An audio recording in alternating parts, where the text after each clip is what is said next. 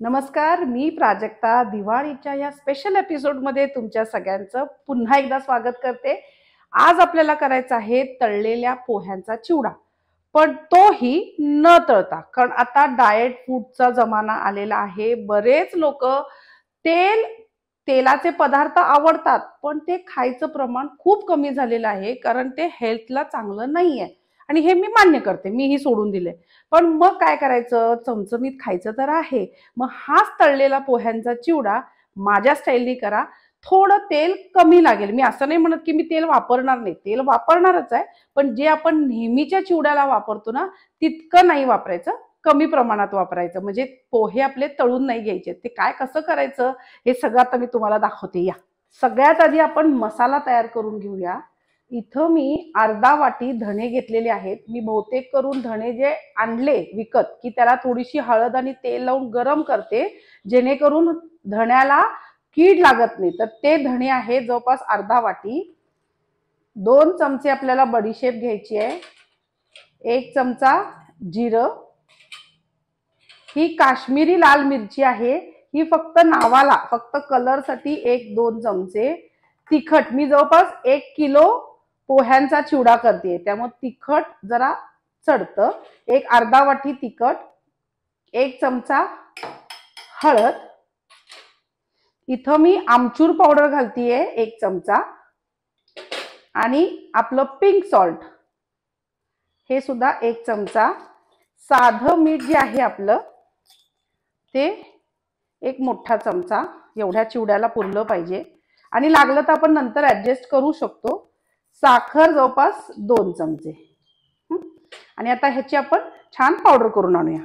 आता हे जे तळलेल्या पोह्यांचा चिवडा आपण जेव्हा करतो, किंवा कच्चा चिवडा करतो, पोह्यांचा चिवडा करतो, जेव्हा आपण चिवडा करतो तेव्हा तुमच्यासाठी काही स्पेशल टिप्स। आता ऊन असेल भरपूर कडक, तर आपण हे सगळे पोहे छान कडक उन्हामध्ये वाळवायचे, जेणेकरून ते छान कुरकुरीत होतात। पण आता तुम्हाला माहिती आहे की ह्या केपेला पाऊस सगळीकडेच आहे, म्हणजे हा अवकाळी पाऊस म्हणतो ना तशा टाईपचा पाऊस आहे, आणि त्याच्यामुळे उन्हाची कुठंच लक्षण नाहीये। दिवाळी तर जवळ आली आहे। मग काय करायचं, तर अशा वेळेला समजा तुमच्या जवळपास कुठली बेकरी वगैरे असेल, तर तिथं भट्टीत ब्रेड बनतो बरोबर, तर त्यांच्याकडे काय करायचं, आपले हे पोहे वगैरे घेऊन जायचे, आणि त्यांना काय सांगायचं, जेव्हा तुम्ही बेकरी बंद करता तेव्हा हे माझं पातेलं त्या भट्टीच्या बाजूला ठेवून टाका। तर त्या गरमीनी हे पोहे जे असतात ते असे कुरकुरीत होतात। हे बघा, आता हे मी भट्टीतनं घेऊन आलेली आहे। आता ही एक ट्रिक आहे, आणि दुसरी समजा तेही नसेल ऑप्शन, तर काय करायचं, पातेलं गरम करायचं, बाजूला काढून ठेवायचं, जरा एकदम गॅसवर ठेवल्यावर जसं हीट असते तशी हीट नाही, थोडंसं कमी झालं की त्यात हे पोहे घालायचे, आणि ते सारखे हलवायचे, म्हणजे त्या भांड्याचा जो गरमपणा आहे तो त्या पोह्यांना लागतो। एकसारखं ठेवला तर ते खाली आकसतात, तर आकसायला द्यायचं नाही। थोडे थोडे पोहे घालून ते पटपट फिरवायचे, दुसऱ्या पातेल्यात काढायचं, परत जर असं पातेलं गरम करायचं, फिरवायचं, जेणेकरून काय होतील, आपले पोहे जे आहेत ते छान कुरकुरीत होतील। मग त्यांना तळण्या बिळण्याचं काय भानगड करायची गरजच नाही। आता आपल्या ह्या चिवड्याच्या प्रोसेसकडे जाऊया। दिवाळीचा चिवडा करतोय, तर त्याच्यासाठी हा चिवडा स्पेशल होण्यासाठी आपण सगळ्या प्रकारचे सुके मेवे घेतलेले आहेत। आणि हे सगळं तळताना मजा काय करायची सांगते, कढईमध्ये तेल गरम करायला ठेवायचं, आणि त्याच्यात अशी चाळण ठेवायची, म्हणजे आपले जे काही ड्राय फ्रुट्स असतील, कढीपत्ता असेल, आपण जे ह्याच्यामध्ये तळणार, तो एका झटक्यात आपल्याला असा उचलता येतो। म्हणजे सारखं झाऱ्याने करत बसलं तर कधी कधी काय होतं, एक घाणा वर इझिली निघतो, दुसरा घाणा तोपर्यंत जास्तच लाल होतो, पण ह्याच्यात तसं होत नाही, ऍट अ टाइम आपण हे उचलू शकतो। आता इथं बघा तेल गरम झालंय, ह्यात पहिला कढीपत्ता आपण तळून घेऊया। कढीपत्ता छान कुरकुरीत तळायचा आहे आपल्याला। हा, चांगले 5-6 काड्या आपण ह्याच्यामध्ये कढीपत्ता तळून घेऊया, आणि तोही कुरकुरीत तळूया, कारण जर कढीपत्त्यामध्ये ओलसाणी राहिली, पाणी राहिलं, तर काय होतं, आपला चिवडा लगेच मऊ होतो। त्यामुळे हा छान कुरकुरीत तळून घ्यायचा। या बुडबुड्या पूर्णपणे थांबल्या पाहिजेत, म्हणजे कढीपत्ता आपला तळला गेला। येस, आता हे बघा, एका झटक्यात आपला कढीपत्ता वर। आता तो आपण ह्या परातीत काढून घेऊ। काजू आणि बदाम हे फार जास्त तळायला लागत नाही, ह्याच्यामध्ये तेलाचं प्रमाण जास्त असतं. लगेच काढायचे. हे थोडे कुरकुरीत झाले की लगेच थोडंसं असं ब्राउनिश कलर आला की काढू. हे साधारण असे झाले ना, हलकेच ब्राऊन की काढायचे. बास, नाहीतर ना ह्याला असा करपलेला वास येतो. जेवढं होईल तेवढं तेल टॅप करून काढा. शेंगदाणे हे सुद्धा भाजलेले शेंगदाणे आहेत, कच्चे नाही आहेत, त्यामुळे ह्यालाही जास्त वेळ नाही लागणार आहे आपल्याला तळायला. बास, एवढंच बास.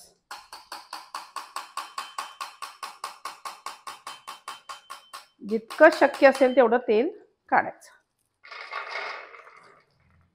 1 वाटी, पण ही ना खूप नाही घालायची, नुसतं असं जरासं असं करायचं. फार जास्त वेळ नाहीच आपल्याला भाजायचंय, कारण हे छान असे भट्टीतून आलेले कुरकुरीतच असतात. नावाला तेलात गरम करायचे.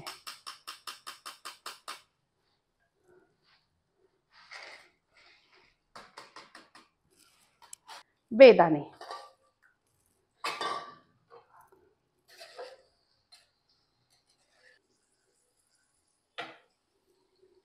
बास, अगदी हलकं. आता हे जे तेल आहे हे मी जवळपास आता ह्याच्यामध्ये 1 किलो चिवड्याला 1.5 वाटी तेल आहे. एवढ्या तेलातच आपल्याला हा तळलेला चिवडा करायचा आहे. आता हा जो मसाला आहे आता आपण केलेला तो ह्या गरम तेलामध्ये घालायचा. हा मसाला छान ह्याच्यामध्ये अगदी सिम गॅसवरती परतून घ्यायचा. खूप जास्त लागत नाही कारण तेल गरम आहे आणि मसाला काय आपण फारसा असा भाजायची गरज नाहीये. आता गॅस बंद करू. ह्याच्यात हा मसाला ओतायचा आणि आता हा चिवड्यामध्ये मिक्स करायचा.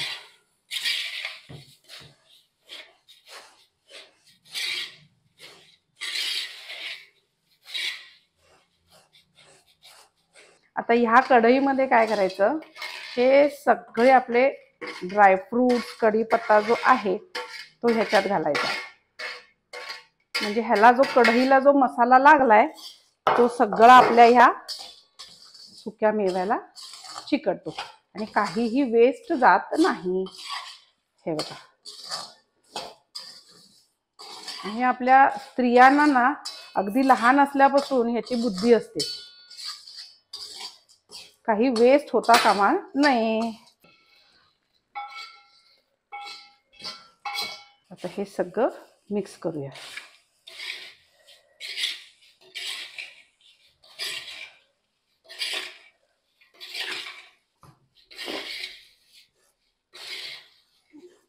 हे सगळं व्यवस्थित मिक्स करून आता इथं टेस्ट करून बघायचं की तिखट मीठ हवं का, साखर हवी का. जर हवं असेल तर ते आता आपण ऍड करू शकतो.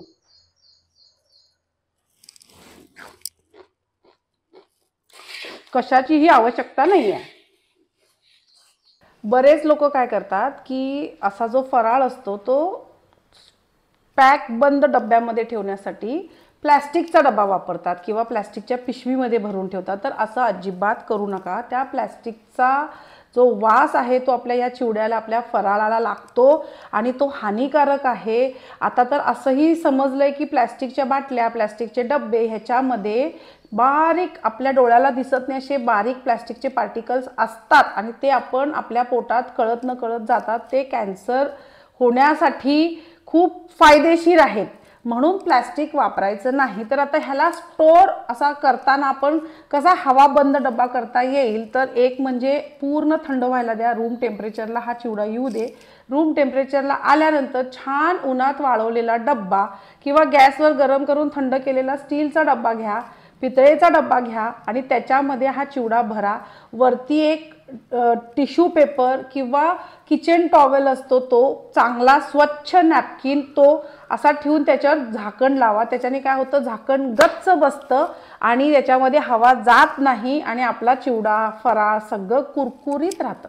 अगदी महिना 2 महिना ठेवलं तरी, पण तो इतका टेस्टी होतो ना चिवडा की तो लगेच संपतो. मी तर सांगू, दिवाळी यायच्या आधीच आमच्याकडे चिवडा फस्त झालेला असेल.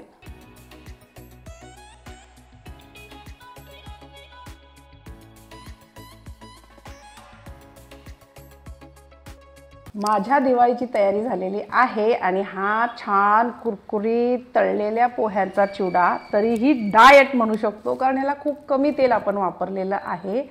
कमी तेल वापरण्याचा प्रयत्न तरी केलेला आहे. हा चिवडा मस्ट ट्राय रेसिपी आहे. मसाला आपण घरी बनवलाय, त्याच्यामुळे मसाला विकत आणायची सुद्धा गरज नाही, इतका सुंदर होतो. ही माझ्या आजीची रेसिपी आहे, मस्ट ट्राय रेसिपी आहे. नक्की करून बघा, आवडणार ह्याची मला गॅरंटी. आवडलं तर लाईक करा, कमेंट करा, शेअर करा आणि सबस्क्राईब करा. Master recipes. हॅपी दिवाळी.